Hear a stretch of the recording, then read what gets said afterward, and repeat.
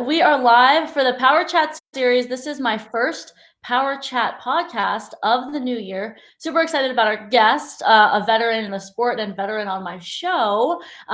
Kevin Walker is going to come on in just a minute for the North Georgia Open post show. As you can see in this picture, packed a bunch of people in the stands and also on the mats. I read that there were almost 500 competitors for this tournament, which was in Georgia. Kevin Walker being one of them, taking home grand. So I'm going to bring him in now so you guys don't have to wait anymore. Hide this picture. Show Kevin. He'll be on in just a second. Okay. All right, Kevin, you're on for, I lost track of the number that you've been on my show. Wow. Yeah, same. It's just another appearance. So, Well, I mean, it's because you keep winning. And why don't we just start off with how did you do at the North Georgia Open? North Georgia Open was awesome. I got out and dusted off the forms uniform, took second in traditional forms, and managed to get first place in the welterweight division, win the overall grands, and then open weight as well. So it was a great weekend. That's great. And then did you compete in Korean forms or Japanese? No, so basically at this level, it was just open traditional. So Okay. yeah. So I did a Japanese Okinawan kata, but yeah, it was open to anybody as long as it's true. What made you decide to do that? New year, same you, New Year's new form? for the most part at most of the regional events, I usually do forms, and I was supposed to do national forms this year. So I made a promise to my good friend Cameron Close. So I had to dust out the forms uniform, especially since I didn't do it in Chicago as promised. Mm-hmm. So Okay. Yeah, so this is then your second tournament of the year. yes, it is. All right. So tell me more about the tournament. I mean, we know how you did, but what about the competition, the competitors around you, and just the environment in general? Yeah, I feel like any chance I get to complement the tournament scene here in the South, I always try to, especially here in Georgia. Atlanta, man, we had a really good turnout, especially in North Georgia.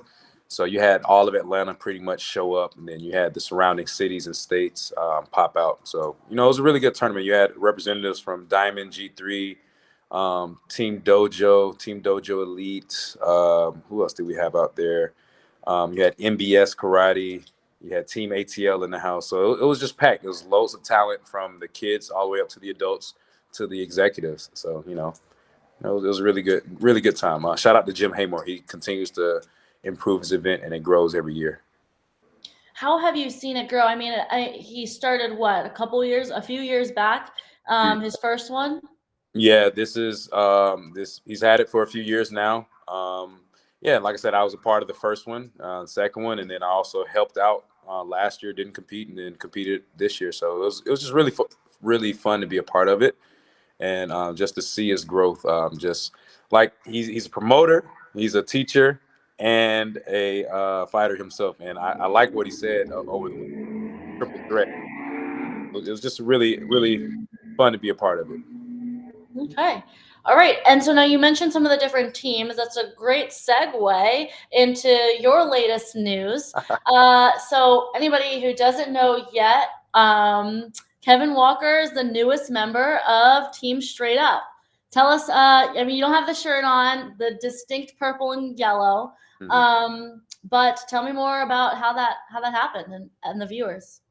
Uh, Basically, right at AKA Grand Nationals, I was just hearing different offers and things of that nature from different teams, and basically, when the offer came from Straight Up, it was just like almost a no-brainer, pretty much.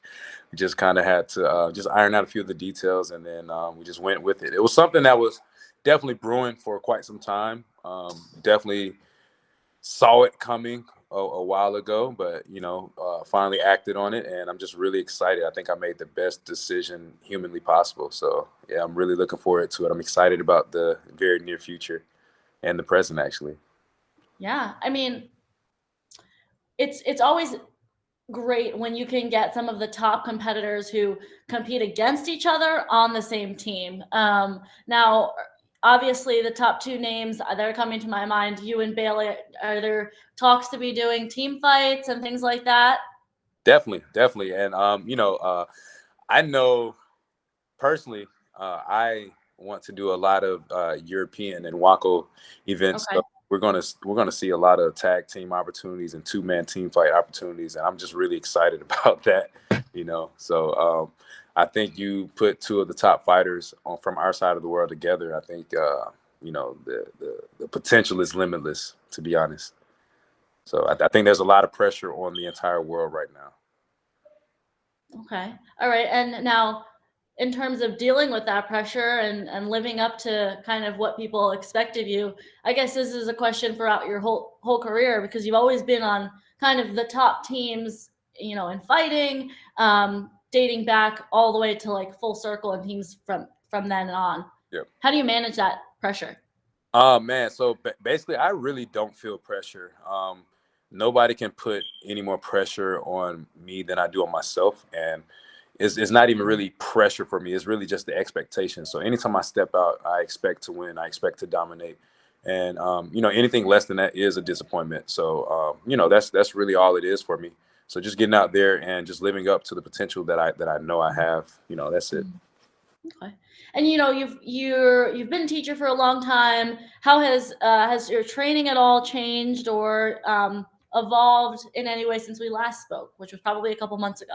Yeah, since our last talk, not much has changed other than just the motivation. For me, I'm motivated by different things. I'm also self-motivated a lot, but like now I have Hmm. like a little extra fire kind of brewing under me. So I'm really excited to kind of share what I've been working on. It's been a while since I've been in this type of headspace. But like I had a chance to kind of reflect over the last few days and weeks, and like it basically feels like a mode that I was in a few years ago, and I'm just trying my best to find my footing in this area and just stick to it. It feels really good though. And when you say this area, is it the new team? What is it that's kind of new? If you could put words to it to So appeal the it. new team helps, but I think it's the attitude surrounding the move, and then the expectations outside of myself. I think it's a little bit of those, and then just a few unspoken things that I'm not going to speak on, but Mhm. we'll see it when it's brought to life. Trust, Okay. believe Cool. that. Cool. Okay. And then this was your second tournament of the year. You are known for doing a lot of tournaments and staying active on the circuit. Should people expect the same from you, regionally and nationally? A little bit. So I'm going to still probably compete more than the average competitor, but Okay. for me and my previous standards, I'm going to be competing a lot less than what you are normally used to me. But I will still be in attendance at events, so I'm going to be wearing that promoter hat a lot more often this year. So you'll see me at events, just strictly,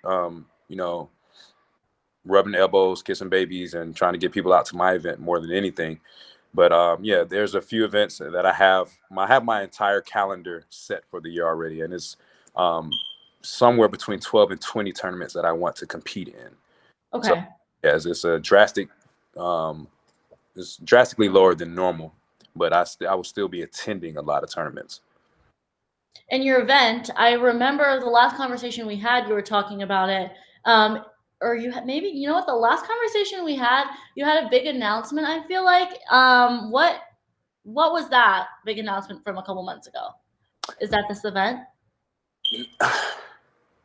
I See, don't know. you have too many things like cooking in the books right now that you you don't know what you were referencing. Yeah, now that I think about it, I think the big announcement was something that I touched on before, and it's funny because it's now brewing back up. So just stay tuned with me over the next 2 weeks or so. We're gonna have a pretty big announcement that has nothing to do with competition. Okay, Yeah, cool. yeah. Thanks for remembering that and bringing it up. So, but yeah, it did happen, but it's actually about to happen now. So it's crazy how things work out.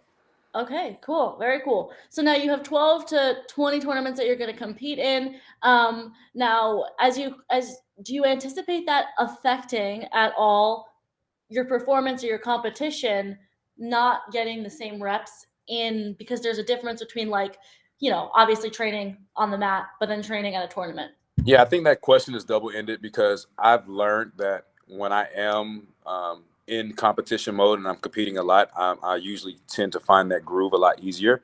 But there is like a catch 22. When I compete in fewer tournaments, I'm also a lot healthier. Do you mean physically, like? Okay. Yeah, so I don't have to deal with the nagging injuries and ailments that comes with fighting every weekend, every other weekend, twice a weekend. So, I'm looking at my schedule right now. It does get kind of busy once the spring and summer hits, but for now, it's pretty chill.